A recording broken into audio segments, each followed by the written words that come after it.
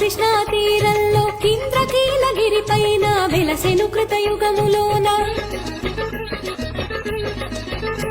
ఈ కొండపైన అర్జునుడు తపమును గావించెను పరమశివుని మెప్పించి పాశుపతం పొందె